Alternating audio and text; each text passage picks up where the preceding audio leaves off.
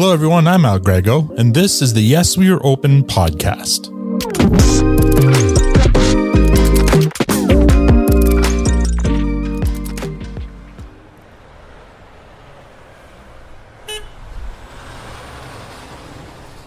Today I'm in Toronto, Ontario, in the Queen West neighborhood.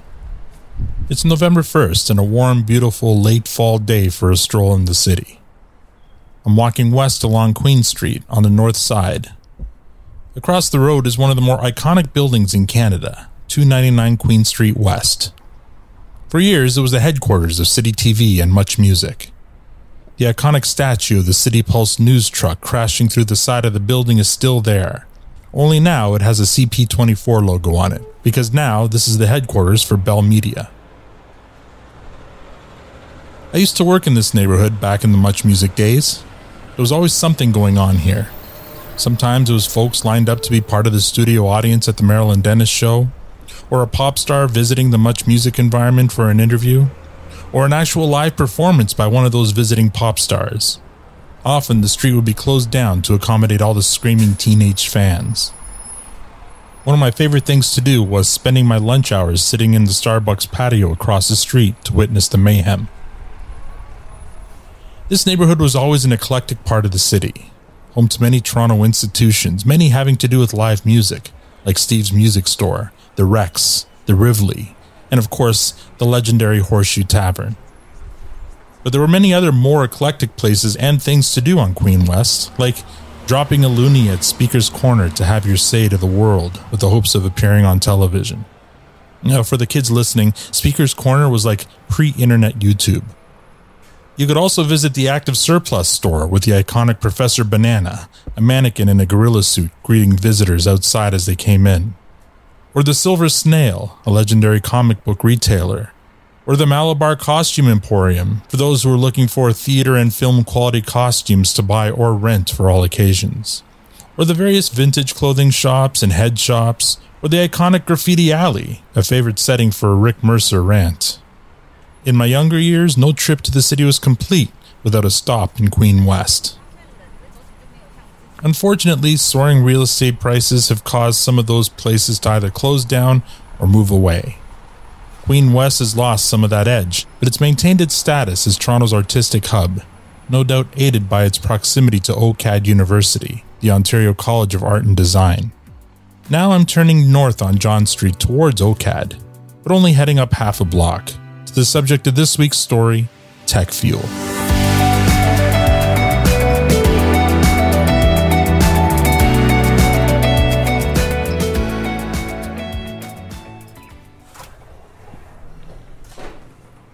I enter the building. It's one of those spaces buildings where different small businesses can rent and share facilities. It's a very cool looking space, so to speak.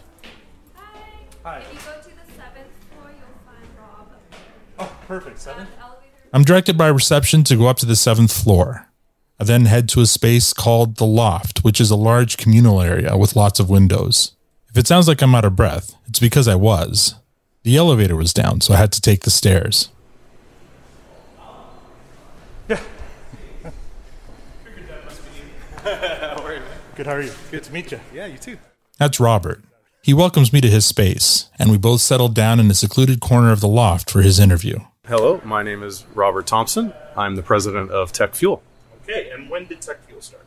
We founded 9 years ago this month, in 2014. This month, so happy anniversary. Thank you. Yeah. What made you start this company? Very good question. In 2010, I took a sabbatical from my full-time job and went to England for a year. And I worked for what we call an MSP, or a managed IT service provider like Tech Fuel is now. I worked for a company in London and just fell in love with the role.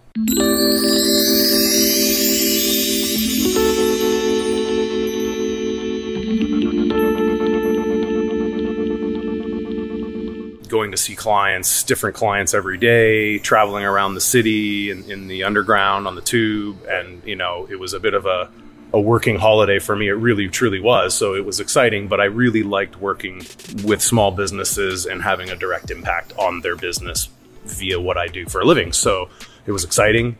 When I came back to Canada, I worked for a big corporation again for 4 years and saved up my money. And the whole intention of that role was to save up money to start my own business, doing what we're doing now.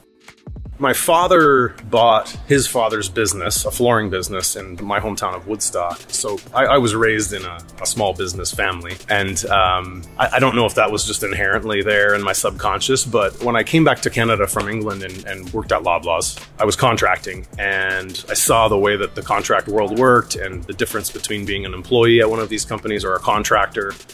And, mixing that in with my experience in London with an MSP, I thought, I should be starting one of these MSPs. And I do what I do well. And I think people enjoy working with me. And I was already running a team at Loblaws, so why not make it my own team?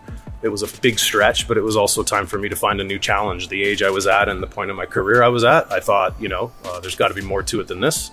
And how do I do more and enjoy it more and give back more? And this answer was a big roll of the dice, but it was partly not relying on other people to provide me with work or with my next contract or my next role. Seeing a lot of people being laid off at those big corporations every year. They lay off hundreds of people just sort of, because it makes business sense. Just didn't really see myself loving that world for the next couple of decades of my career, and thought, let's carve something out for myself so that I'm in control of that, or to some extent. I guess one more part of that was to provide folks like myself who were very technical a good role that they enjoyed. I think a lot of IT engineers don't necessarily love what they do because they get into it and they realize there's a lot of politics and red tape and a lot of corporate stuff that floats around what they really do and what they're passionate about. So part of starting TechFuel was to provide other technical roles with jobs that they really like. They want to show up to, they get out of bed and kind of feel like this is what I should be doing, right?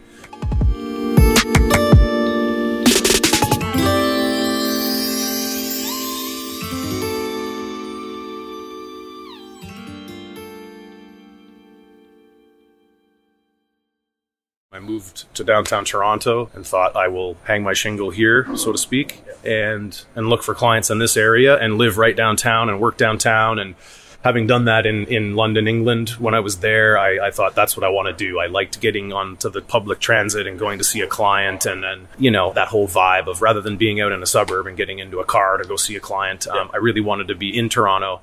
Wanted my company to be here, the energy of the city. And I figured the potential opportunity was also the greatest here too. There are probably a lot more small businesses here than there are in your average suburb, but there were 0 clients to start. It was a small first year. I think I did 26,000 in revenues in year one. It was just kind of build it from scratch and start spreading the word. And little did I know how difficult it would be to gain clients in this industry. People don't just sign up with us. It's usually done by referral and by a number of phone calls and visits with a customer before they can trust you to do this type of work for them. I had one friend who ran North Beach Volleyball Academy, an indoor beach volleyball facility that's since closed. The pandemic shut that business down permanently, but they were my one customer that I could go and do some work for starting TechFuel, a very small customer at that. Well, starting a new company, no doubt you're an expert at whatever you do at IT, but a lot of it's sales at the beginning. How were you at that? Not very good. I was awful at it. To your point, you're guessing that I'm good at what I do, and I figured it would sort of bleed out in conversation into people's minds that I am good at what I do and that they should hire me. But little did I know that at the end of the day, these business decisions take a lot of substance before they're decided upon. Right. And just knowing that I'm good at what I do and that I'm a nice guy to work with isn't enough for most businesses to say, sure, let's bring you on with this kind of a contract. Contracts weren't even in my mind, actually, when I started my business. I figured I would set an hourly rate and just charge everybody for my time. And that is what I did at the beginning. And that's far from what we do now. Trading hours for dollars was the name of the game. And that helped me build the reputation. But the sales process was very difficult. Sending out my first invoice, even to charge somebody for the work I had already done, was difficult because I'd never sent an invoice before. So the learning the business side of it and the sales side was a huge learning curve.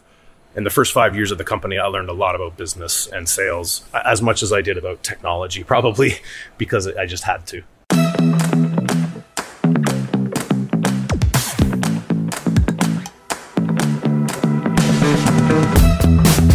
Did you sell celebrate that first payment? Yeah, oh yeah, definitely. I don't remember what I did, but probably paid off some bills, you know. But So at the beginning, was it just you? yeah, it was me for a number of years, just me. And I always had a third-party support team, a help desk, if you will, where if I'm not available, folks can call the TechFuel help desk number and get somebody from my team, which is actually a team of professionals that work kind of across Canada and the US. It's a third-party, first-level support team. And that's all they do is help folks from answer the phone, fix their printer, set up their email, but anything beyond more junior level staff work, they escalate to us. And we still use that same company today as our help desk for after hours support. There weren't any home run clients that I landed per se, but one of our best clients today started at a fraction of the size that they are now. They're a CFO for hire / accounting financial services firm, privately run. And I think they might have had a dozen staff when I first started working with them. And now they have almost 50. And that has all happened in a 3 or 4 year time period. And they're a client that we model things after from a TechFuel perspective, because grown together as we have, it's been a very nice growth together. The operational maturity of TechFuel has constantly improved every year. And they're the kind of company that makes you feel like you have to do that. Otherwise, they're going to leave you behind. And we've just had such a great relationship, and I've put in the work and grown the business as they've grown theirs, and we've maintained a fantastic relationship. That's the one company that has really helped make this work for us and helped TechFuel grow.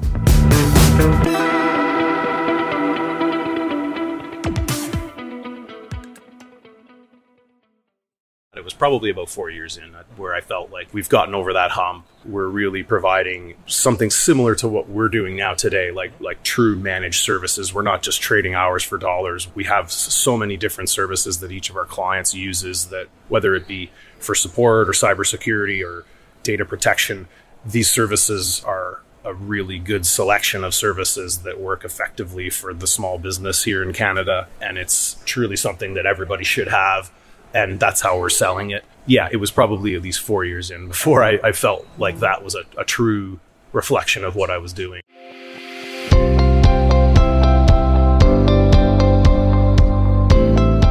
We've got 3 in-house staff, looking at another one as we speak. Can you talk about how many clients you have? That's a great question. We send out about 30 invoices a month. Okay. So we would have about 30 different clients. And that's a mixture. I mean, that's quite a mixture of some small businesses to businesses that have, 50, 60, 70 staff. Sure. One of our clients is a huge corporation that has an internal IT team, and we just complement what they have from a support and cyber perspective. We just sort of fill in the gaps for them and let them do a lot of the day-to-day stuff. So yeah, it's about 30 clients. That's we've had quite a few for that long. We've had that number for a while.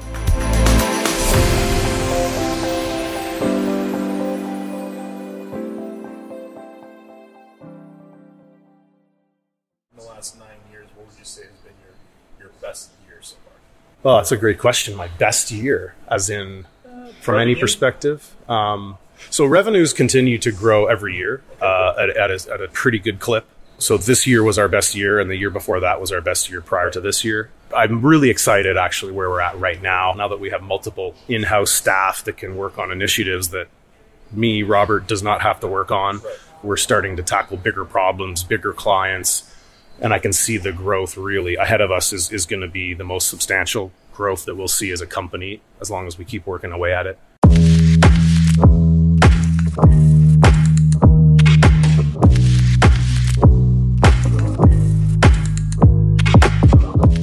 Up next, Robert is an expert in all things IT. But to grow his new business, he's going to have to sell himself and that expertise to other businesses. Will he be successful? Stay tuned to find out.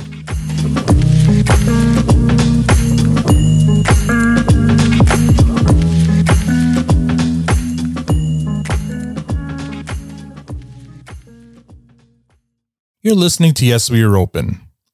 Robert Thompson decided that rather than working for yet another large corporation, he'd take control of his own career and start TechFuel, an IT managed services provider. But with little to no sales experience, will he be able to sign on enough clients to make it work? Let's find out. So let's talk about struggle. What's been your biggest struggle in the last almost decade? Frankly, growing the business has been the toughest thing. I think, like I said earlier, I figured that being good at what I do and being a nice guy to work with would be enough that I would hang my shingle and somehow miraculously people would hear about it and start knocking and calling and going, I have IT problems. Can you help? And can I sign up? And that's just the opposite of the way it works.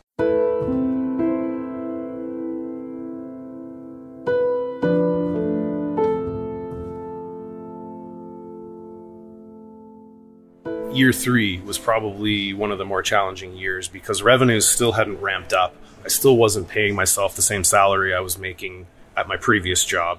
So you start looking back at the numbers and going, well, had I stuck in that kind of role, I would have made this much over the years. And now I've made this much and it's not growing at the pace that I want it to grow at. So yeah, either get busy growing it or kill it, right? That was the mentality at one point there. So you're downtown. Did you have an office downtown? Not at the time, no. I was working at home still. Working at home, but you were living downtown. But I was living downtown. Right. And you're a team of one, that's fine. But if you're like, you just said year 1 you made $26,000, you're not living downtown Toronto. Right. And I think year 2 might have been like 76 or 78,000 or like it wasn't, the growth was not there to support me 2 years out. You're still eating a lot of ramen, probably. Right, so to speak, at least, yes. Yeah, no, I mean, the company was not paying my salary. For the first 2 years, it was not covering my salary. And even in year 3, I think year 3 was when I was thinking, we need to see some growth here. We need to tack on at least, another 100,000 in revenues, or I might as well just hang it up because the costs, I needed to start paying myself, right? And thankfully that year worked out.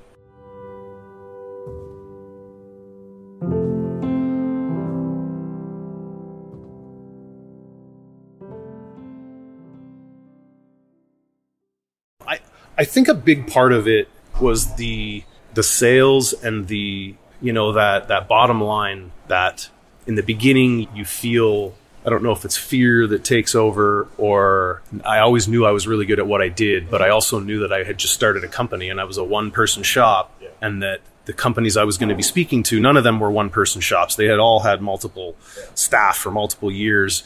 So why should I be working for them? And I think the fear gets to you that, I haven't done this long, even though I've done it a long time. My business is small and amateur kind of thought. And so how can I invoice them at this hourly rate? When they challenge my invoice or they challenge my rate or they challenge anything financially, you automatically assume that they're right because they've done it longer and they know business better than you. And at a certain point, you just have to kind of turn the corner and say, no, I've been doing this long enough now that I know what I'm doing and I know what the industry rates are and I know what me and my services are worth, and take it or leave it kind of thing. There's a certain confidence factor that just had to be there to then push the sales, drive the sales, actually ask for the sale.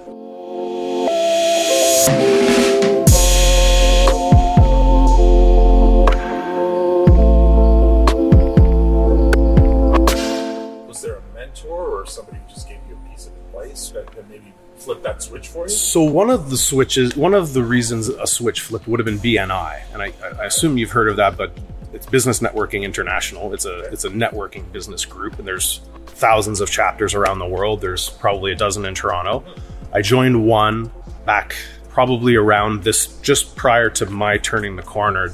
I'm sure that some of the BNI folks I met changed my mind on that. I think I hired a new accountant at that time, and then I ended up joining another BNI chapter, which has turned out to be a fantastic chapter and really good for business. The BNI for my business has been, considering I don't advertise and we don't do any formal outbound marketing, and it's all through referrals and your network, and that's grown the business a lot and changed my mentality toward sales and the sales process and having confidence in what you're doing. So I thank BNI quite a bit for that, and the members that were in my chapter for sure. Great place to network too, I'm sure. Absolutely. One of our best clients, the client I was talking about before that has grown up with us, I met them through BNI, just as a guest at another chapter. And a couple of our better clients have come through connections through BNI. That's great. I think that's when I introduced our the first, sort of base package, if you will, where you're getting antivirus and our remote support and remote monitoring tools and charging something for that per user or more in terms of value-added services. And right. That kind of stuff. Right.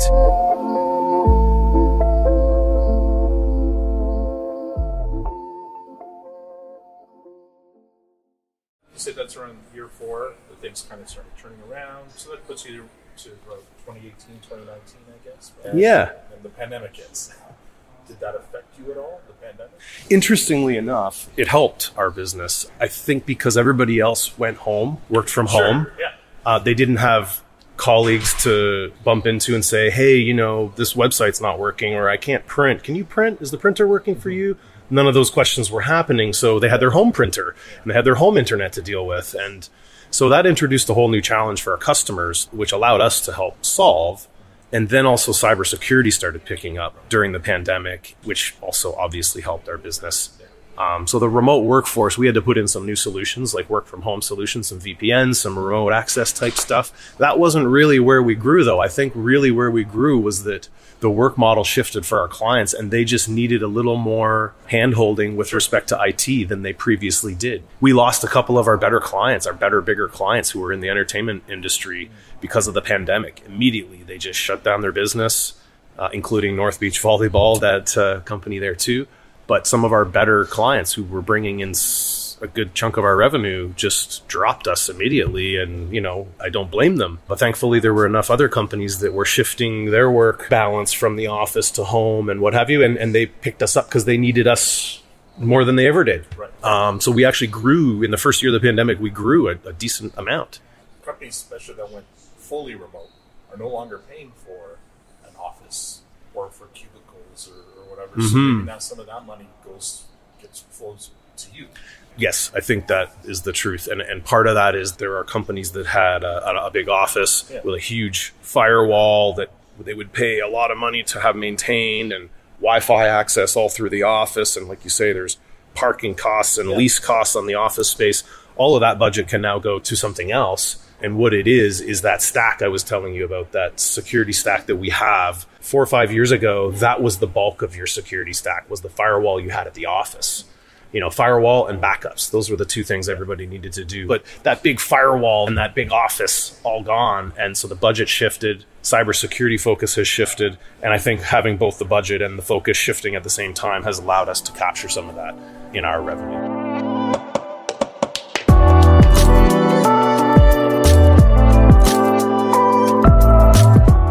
So is there anything Moneris has done to help your business grow?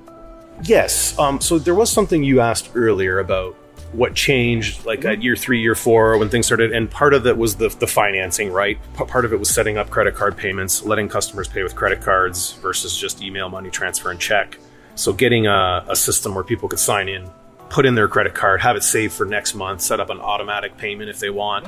We've been through, I think this is our 3rd iteration of that type of process. So the front end credit card tool that the clients see and that we use to like track cards and whatnot. And then the back end processor such as Moneris. I think Moneris is our 3rd processor. It takes the least amount of maintenance. Like since we've switched over to Moneris, we just don't need to fix the back end, the APIs and the front end and the back end, and our bookkeeping system just all seems to work now without needing much maintenance.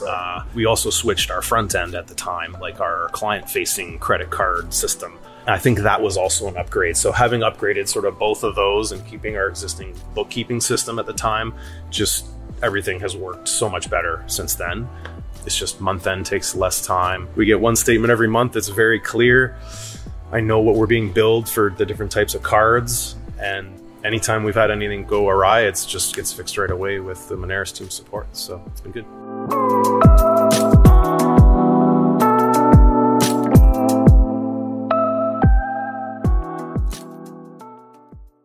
Coming up after the break, we find out what the future holds for TechFuel Incorporated. Success in business doesn't come without moments of struggle. Moments when you had to face your challenges head on. As the proud partner of Canadian business, Moneris plays a critical role in empowering businesses with the payment processing tools they need to succeed. Together, we are building stronger businesses where business owners everywhere can stand up to their challenges without slowing down. Moneris, proud partner of Canadian business. Welcome back to Yes, We Are Open. Robert Thompson has overcome his sales challenges and turned TechFuel into a successful business with a strong roster of clients and impressive year-over-year growth. So what does the future hold for TechFuel? Let's find out. So you're saying that the last couple of years, at least, you've had 40 to 50% growth. So that's amazing. That's a great trajectory. Mm-hmm. So let's talk about the future of TechFuel. What did your future look like? It's bright. That's one thing I can sense for sure. It's interesting. We talk about, delegating roles to your staff and letting stuff go. And I think the more that I can let stuff go, the more the business will grow. The more I can focus on the business instead of being in the business, it's going to continue to grow. The 40 to 50% per year, I'm always shocked every time we run our annual numbers. I think, last year we did that, but there's no way we can do it again this year because we're bigger than we were the previous year. So how can we grow it by that same percentage? And it just seems to continue on.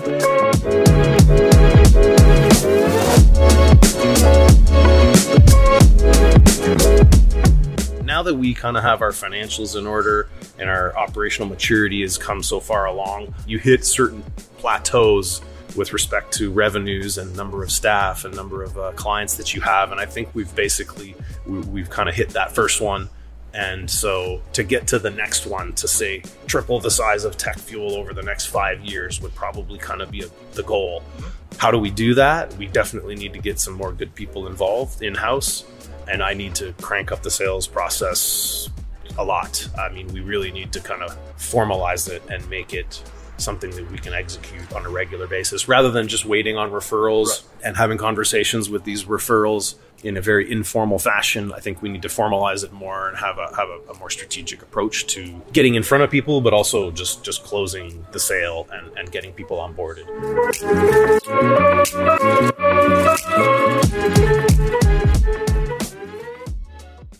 We are constantly adding services to our managed service catalog, if you will. We will be offering more services from more vendors, no doubt. Frankly, cybersecurity is at the forefront of all of this. Our business has shifted from IT and support type activities more to cyber in the last 1.5 to 2 years. It's shocking me how quickly it's happening. All of our conversations are stemming from cyber now, not what's not operating properly in your business, or what is your current staff doing that you can't get done. It's what does your cybersecurity insurance policy look like? How did you answer those questions?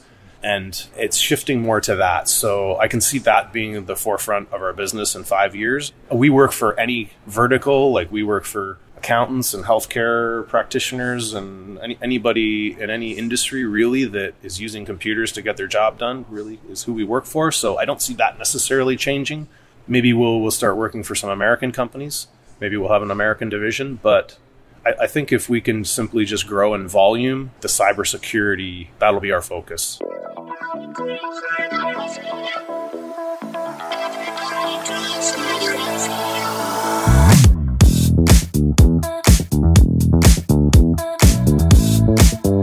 I'm excited. This is the most excited I've been since I started the company. And I think the more I step away from the day-to-day operations and I'm less needed to keep it running, the more excited I get about it, because I feel like I've had my head down. I've been in the weeds for many years, building this and making it work. And, that's a lot of effort that, isn't sustainable forever. And I'm really excited about not having to put in that same weedy effort, if you will, for me personally, that I have a team that helps with that. It's just going to allow me to be more of a CTO for our customers versus a support engineer, which is really what they need more and more now as our customers get bigger, as cybersecurity becomes more of a real problem for everybody in the Canadian business landscape. They need that C-suite technology executive to help guide them and make the right decisions more than ever. And that's what I'm excited about, is having those conversations and really growing our company by servicing more and larger businesses here in Canada.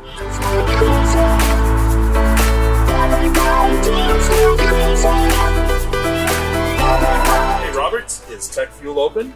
Yes, we are absolutely open.